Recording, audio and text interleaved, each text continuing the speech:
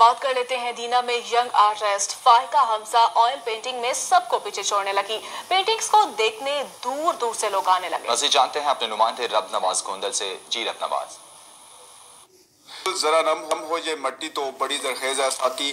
तो नाजरीन ने यंग आर्टिस्ट फाइका हमजा के घर में आज हम मौजूद है, तो आइए इनसे जानते हैं कि ये शौक इनको कैसे पैदा हुआ। जी फाइका, आप बताइए कि ये शौक आपको कैसे पैदा हुआ ऑयल पेंटिंग का, क्योंकि पाकिस्तान में पहले ऐसा नहीं देखने को मिला कुछ।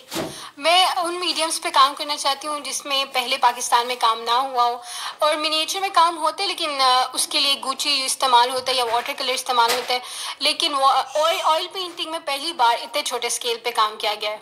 और मैं आइंदा भी यही चाहती हूँ कि मैं उन मीडियम्स पे काम करूँ जिसमें पहले काम ना हुआ। जी बिल्कुल, आपने सुन लिया है कि ये जो फ़ख्रे दीना है, ये जो दीना की बेटी है, इन्होंने ना सिर्फ अपने दीना का नाम रोशन किया बल्कि ओवरऑल पाकिस्तान और इंटरनेशनल लेवल पे भी अगर कहा जाए तो ये इन्होंने एक नाम रोशन किया, एक इन्होंने एजाज़ हासिल किया है, क्योंकि इससे कबल ऐसी छोटे लेवल में छोटे स्केल पे। बहुत शुक्रिया आपका।